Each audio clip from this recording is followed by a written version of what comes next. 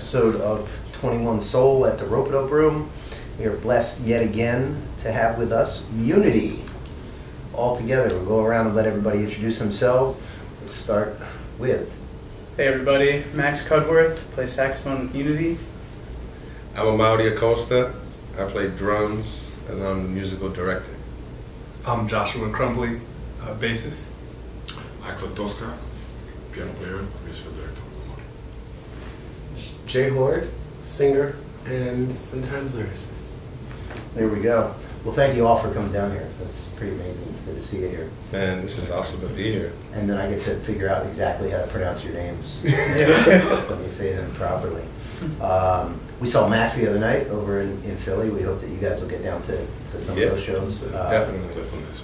But let's go back to the beginning. So it kind of starts with you two guys. Yeah. Like how did you two meet?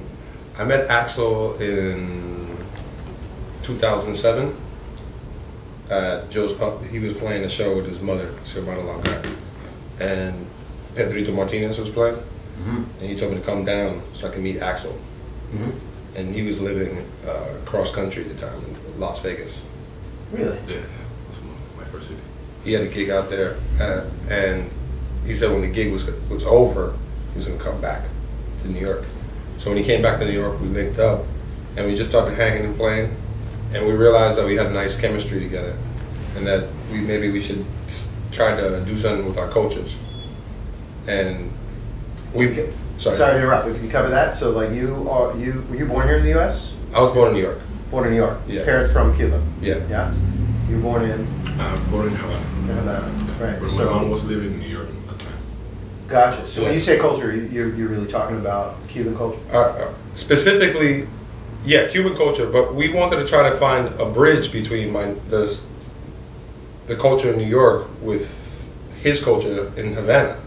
And try to find a new bridge for Afro-Cuban music that hadn't been explored yet. Interesting.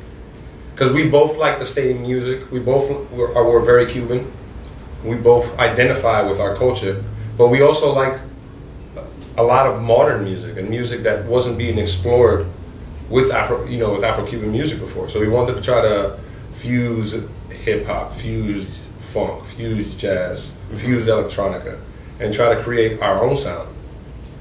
So who went before you, like in that path, or is it just you're like we're doing this and no one's done it yet? Well, no, so we have a lot of influences. Like we love Chucho Valdez and Irakere, okay, because they were like the first band to fuse psychedelic music with Cuban music. Being Cubans, yeah.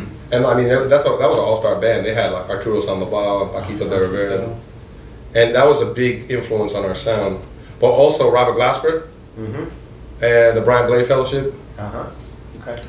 So from different sides there. Definitely. Right? Okay. I would definitely say the Glasper Experiment, the old band with Casey Benjamin and Chris Dave, when they used to play in New York, we used to go to see their shows all the time at the 55 Bar. Okay. And that definitely impacted us and inspired us a lot. Nice. You know, Casey was on the first Ropeadope record. Really? Yeah. Wow.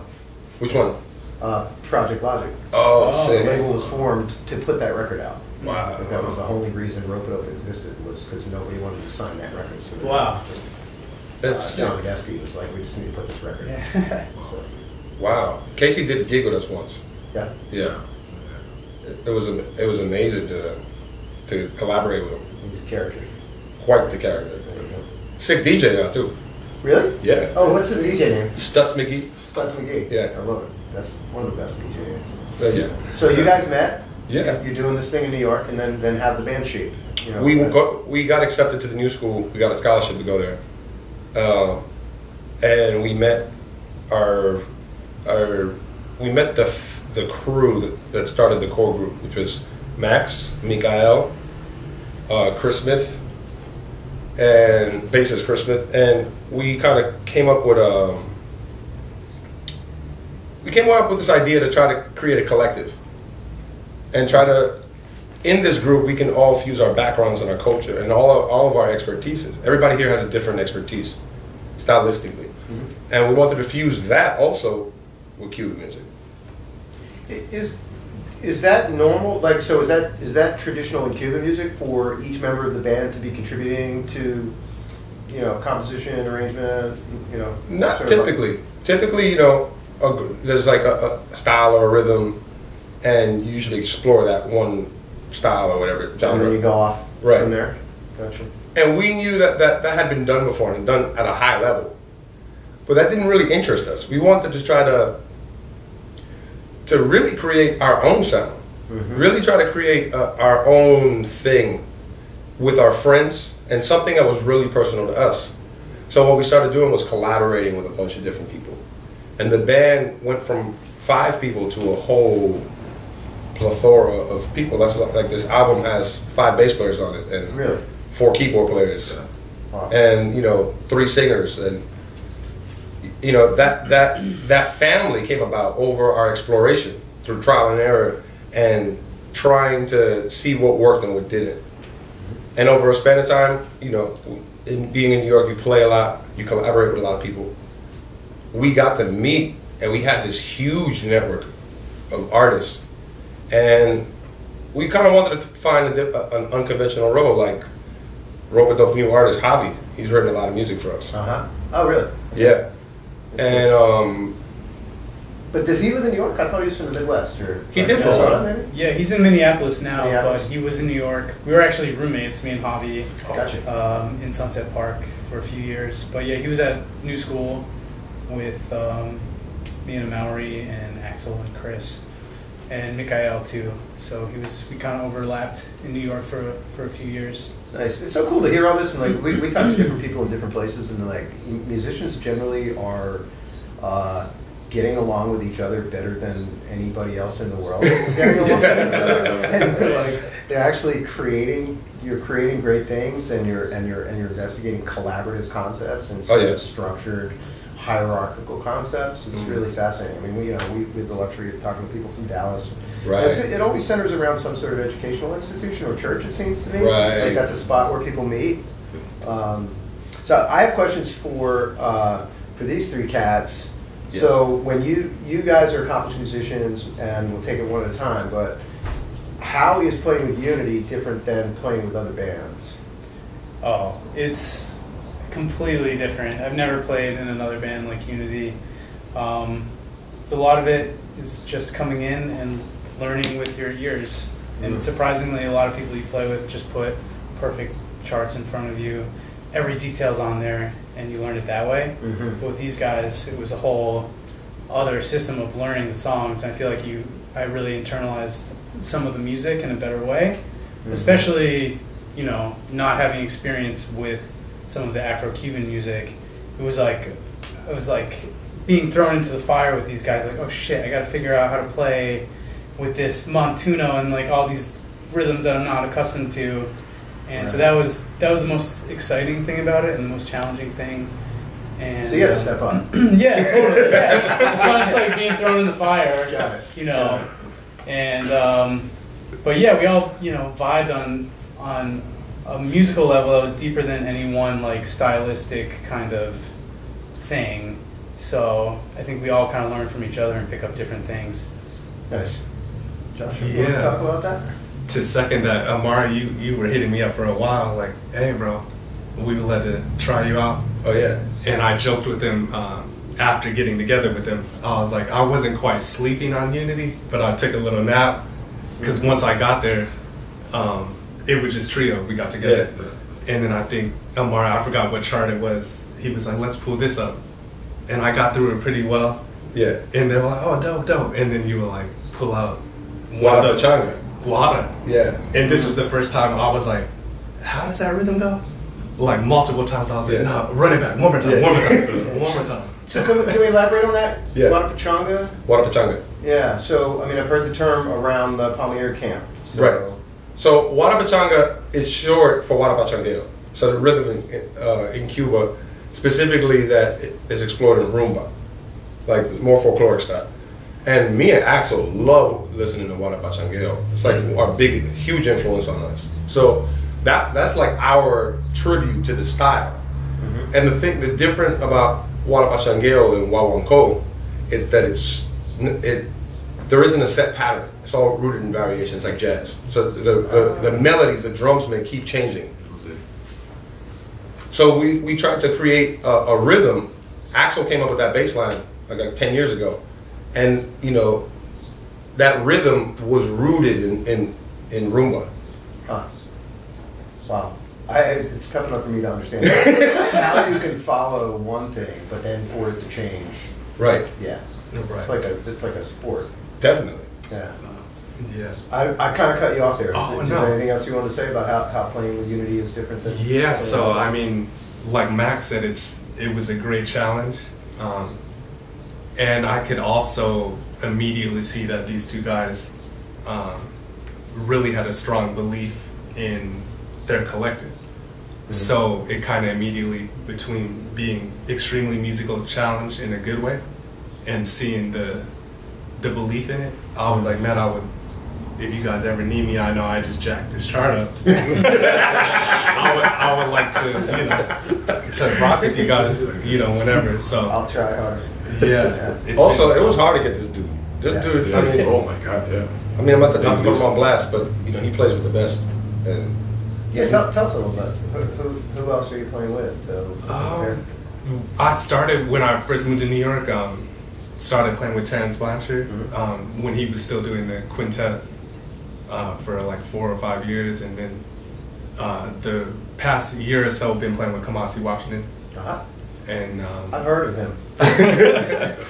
we've been out a lot. he plays tuba. Big dude, right? Yeah. Big guy. Yeah. That must be fun, huh? Yeah, it was crazy. Lots going on. Like getting to do like rock festivals essentially, and being like the only more jazzier group, and seeing how people still really received it It's good. in a very, very excited way. Nice. It was cool to see. Nice. And rolling with these guys. So There you go. it's been cool. Jay Horde, tell us your story. So, the way that it's different. Yes. in this question. Start. So, Maddie sent me Everlasting Belief, which is on Unity is Power, available via Ropeadope Records. And Everlasting Belief, it was such a difficult song to sing, number one. Like, literally to just sing it, it's difficult to sing. Starts out low for me, and then it gets like high for me. And then it's like, not only that, you're going through multiple rhythm, time signatures, and not only time signatures with specific rhythms in those time signatures, and like various grooves, and the way that it's difficult for me, like echoing Max, is it just challenges me. You know, I've never had music this challenging, I feel.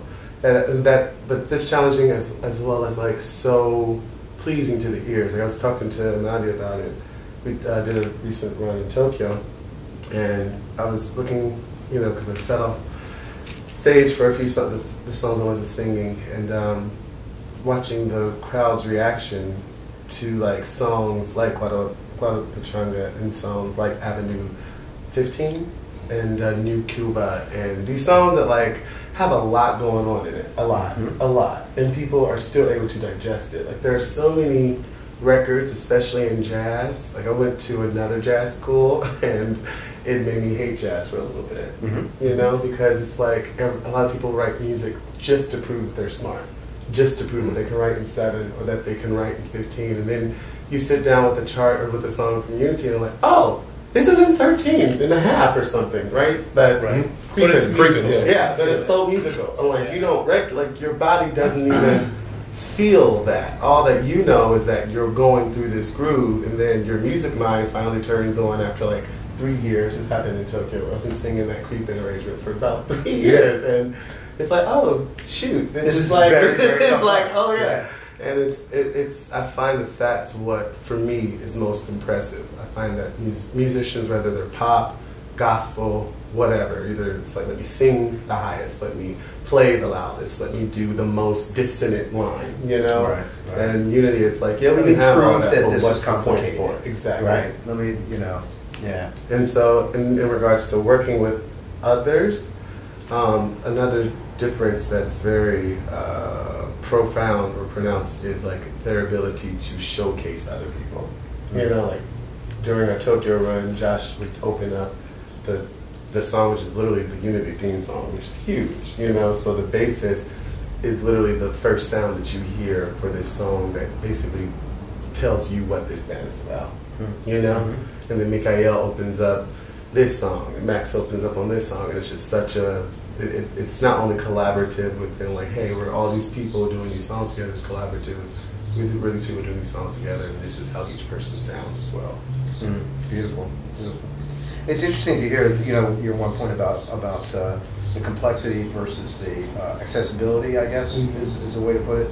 I was talking with one of our artists, Dmitry Vasilyevic, and he was talking about being classically trained in Serbia, but then, like, he said, I can drive you an hour outside of the capital, and you'll go by, like, a farm, it'll be like a sheep herder, and he knows some of the most intricate time signatures. You know, like, it's just part of the culture, right.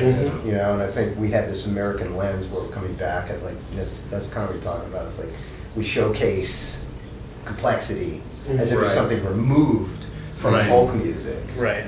And I get the sense that what you're talking about is that this is also folk music. Oh yes, music of the people is what I mean when I say that, and bring it back to that. It's a beautiful thing.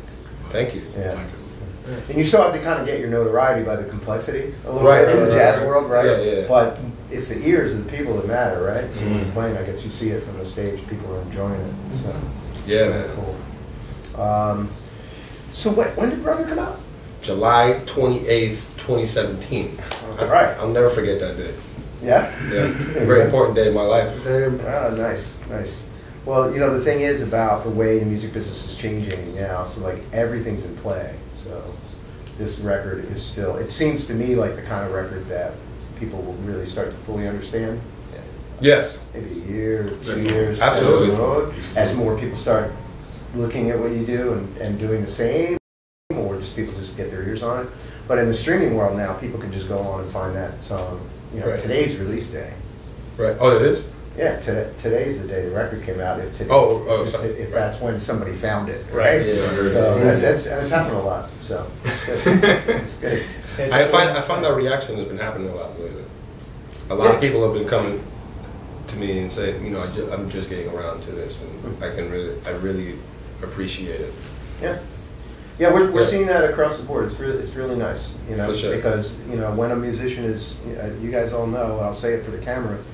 You know, if you put all your hopes and dreams into release day, and you're competing with, you know, somebody else decides to put a record out, they re-release a Prince record that day, you get overshadowed and people don't find it. But now it seems that on streaming services, people can find the music, for sure, you know, after the fact. In fact, people are asking us for back catalog stuff, like to fill up their playlists, right? Because you can't just do a playlist on Spotify of just what come out this week, right? You know, so. I hope people will listen. What's next? What's next? You guys are in Japan. That sounds... We're going to Australia. Yeah? In August. Nice. We're going to go play Bird's Basement. What is that place? Yeah. It's at Birdland in New York. They have a... Affiliated. Oh, so it's Bird's Basement? Yeah, Bird's Basement. Down under? Yeah. In the basement. And then touring around, you're playing pretty regularly in New York, I guess. Yeah. We have a party on July 4th. If you guys are here, we'd love for you to come. Celebrating July 4th is kind of like a day of hiding for me. I feel for like the rest of the world too. Yeah. I'll be in the basement. Seriously. But yeah, July 4th, New York. It's like midweek, right? Yeah. It's a Wednesday. Yeah. It's good. What's the venue? It's a secret venue. But I'll say it's a secret venue. Well, this is so we're there this on July 5th. No, I'm kidding. It's at this place called Esther and Carol. It's this great spot in the Lower East Side. Nice. Dave Chappelle has his juke joints there sometimes. Oh, nice. And it's starting. Got it. Yeah. Good. And you looking at recording more music? Oh yeah. Yeah. We want to record when we come back from Australia. Try to get back into the studio and record some jam. We have a whole bunch of new music. Good. Okay, around the room, favorite Ropeadope artist? Oh. I've never done this before. Great. Aside from Unity. I gotta say, Javi. You gotta pump up Yes. my boy Javi's new Javier record coming Santiago. out. He's an amazing musician, amazing composer, amazing human being. So, Javi Santiago. And let me rephrase the question so we're not on the spot as much. Favorite Ropeadope album? Just a lot. That's a little easier. Difficult. You have it right That there. one? Stash box. Yeah. DJ Nice. Harrison. DJ Harrison? Yeah. Yeah. Yeah. There you go. That's how we met. Yes, I met you with the phone. Through Butcher Brown. Yeah. Right? Yeah. Outside of their club. No, the Bitter Inn at the Winter Jazz Fest. That would have been around the same time that I met Christian Scott, too. Yep. Same connection. So, shout out to Butcher Brown and DJ Harrison. Yeah, the family. Bringing more people into the Ropeadope world. Corey Fondle. Yes. He was a connector. Yeah, Definitely. Appreciate connectors. He's our brother. Joshua, you go? You wanna have a go? Yeah, I have to go with the late great Victor Bailey's That's Right. It came out On Ropeadope? years and years ago, yeah. I think so. Oh my God! Is this live? We're gonna do some. I'm gonna check the camera. See what's up with Victor that. Bailey was on Ropeadope? Yeah, I think so. I think so. You know- What? I don't have the best memory in the world, but No, we're editing this and there's podcast. 425 records out on Ropeadope. But if for any reason He's it's not, and there's any other material out there, and we'll put out the posthumous next. He's gonna check. So, Axel, what do you got? I'm gonna be honest. That one from Christian Scott. I was gonna Yeah. say that He one. I got, hate no, you. he got one song that I love it. He got one song that I love it. I don't know the name. I'm from Cuba, so I don't know names. I don't remember names. But the melody is beautiful. And I respect because I admire people. Loudon, Fields, amazing piano player. This is stretch music. Stretch me out. Yeah. Yeah. Yeah. Gotcha. I'm not allowed to answer the question. It's not fair to anybody. Okay, I was gonna go with Stretch Music, but he stole my album. Sorry. It's okay. It's But I okay don't for even you both to mention have to names. sing Oh, I one. really do love that album. I of course love Javi's album. Song one, River Song. Okay, moving forward. So yeah, so Christian wins the round. Christian, but then also I love the Sidewalk Phase. Chalk, Sidewalk Chalk. which I didn't even know was No? Ropeadope. Yeah. So They that's did, a great Shoulder one. Season and then Orchid is Born. And we actually connected them with Spud Seawright to produce oh, the second yeah. record. Yeah, so that's how that connections go. All right, well, Unity, I want to say thank you for making great music. Thank you for dedicating your lives to this, because I know that's what it is, right? And thank you for coming and visiting us. Really appreciate all of you.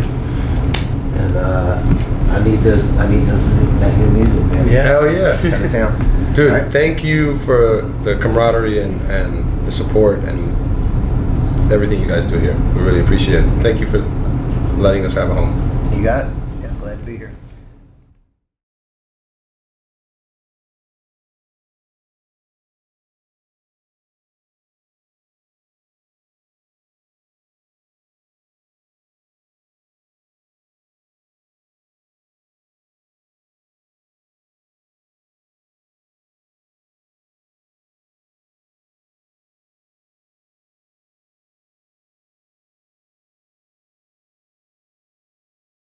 That was great. That was the nice little surprise. I'm very fortunate. I don't. Oh, also that Snarky Puppy record, sick. Which one? The one with the blue cover. We like it here. We like it. That's my song. I love that joint. Charlie Yeah. Hunter Trio. I used to listen to that Yeah. all the time growing up. I forget the name of the record, but the yellow one right there with John Ellis. Oh, dope. Yeah. Oh, gotcha. I think it's just Family titled Dinner. Charlie Hunter Trio. We love right? that. Family Dinner. Yeah. Good. Guess what? We just lost audio. Man, Oh, I really damn. hope that Victor record is Ropeadope.